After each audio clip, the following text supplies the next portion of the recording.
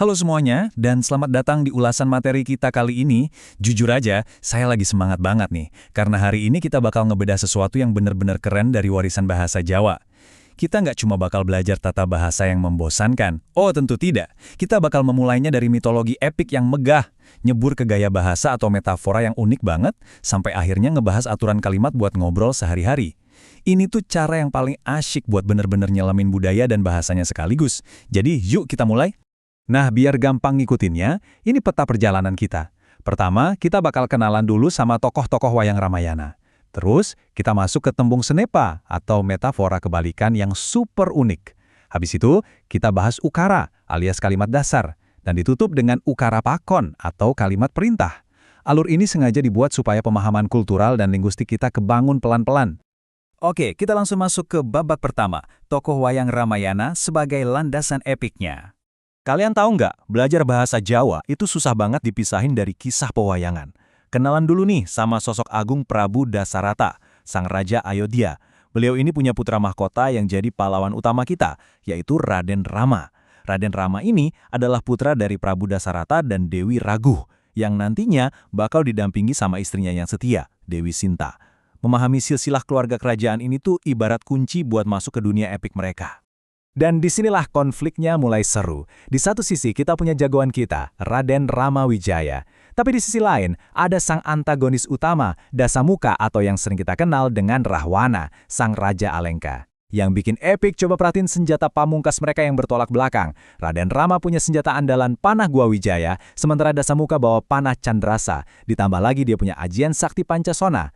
Perseteruan ikonik inilah yang sebenarnya jadi mesin penggerak seluruh kisah pewayangan. Pastinya, sebuah cerita epik gak bakal lengkap tanpa karakter pendukung yang solid kan? Ada Dewi Sinta, putri dari Prabu Janaka, yang jadi pusat dari misi penyelamatan besar ini. Terus, siapa yang gak kenal pahlawan kera putih yang luar biasa? Anoman. Dia ini putra Batara Bayu yang kemana-mana bawa senjata gada. Kita juga gak boleh lupa sama burung perkasa Peksi Jatahayu. Dan tentunya Dewi Trijata, sosok peneduh di tengah kacaunya kerajaan Alengka.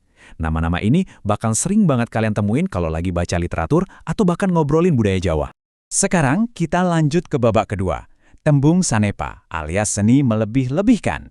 Setelah kita tahu siapa aja pahlawannya, pertanyaan menariknya adalah gimana sih cara mereka berbicara? Nah, konsep linguistik yang satu ini unik banget. Secara harfiah, sanepa itu definisinya ngemur surasa membangetake nanging nganggo tembung sing tegese kosok baline karo karepe. Agak panjang ya. Intinya gini, ini adalah gaya bahasa buat melebih-lebihkan sesuatu, tapi lucunya kata yang dipakai maknanya malah kebalikan dari maksud aslinya.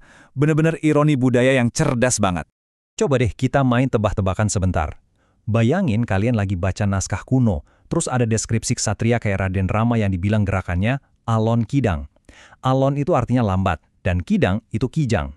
Jadi secara literal artinya selambat kijang. Nah, kira-kira apa coba maksud sebenarnya dari metafora kebalikan ini? Jawabannya adalah sangat cepat atau terengginas.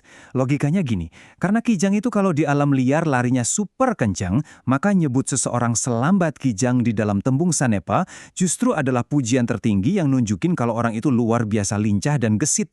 Keren banget kan cara kerja logika bahasanya?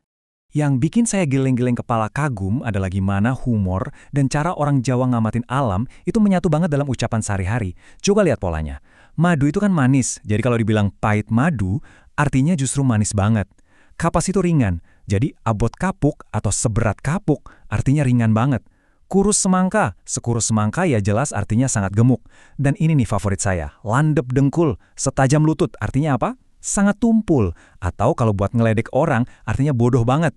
Oh ya, ada satu lagi, ireng kertas alias sehitam kertas, yang maksudnya putih banget. Seru kan? Oke, sekarang kita melangkah ke babak 3, ukara, atau aturan dasar menyusun kalimat. Dari metafora puitis yang penuh ironi tadi, mari kita turun dikit ke aturan yang lebih praktis buat sehari-hari. Ada dua bentuk kalimat paling dasar yang wajib kalian tahu.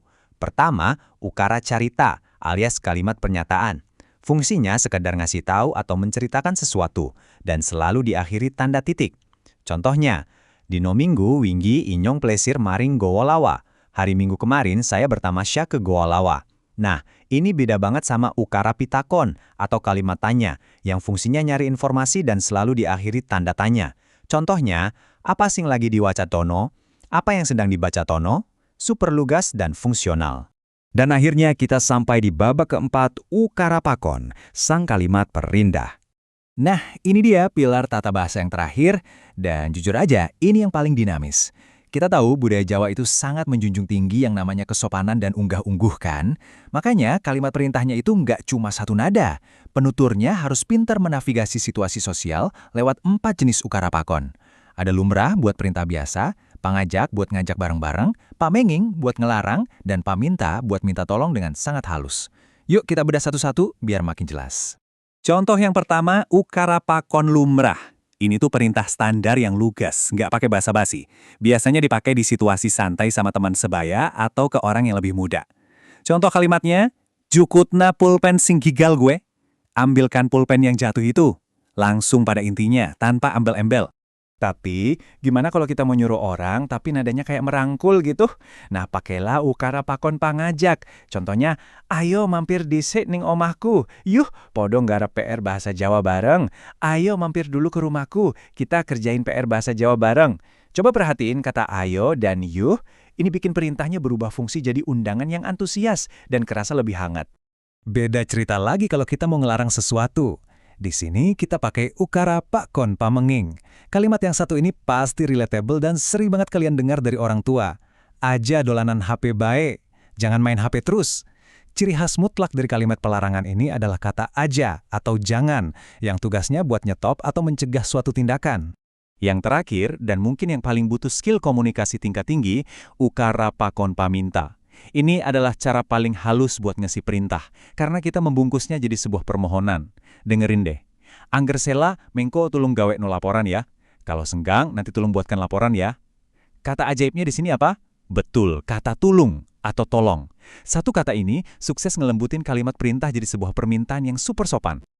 Gak kerasa ya, perjalanan kita hari ini benar-benar padat dan luar biasa.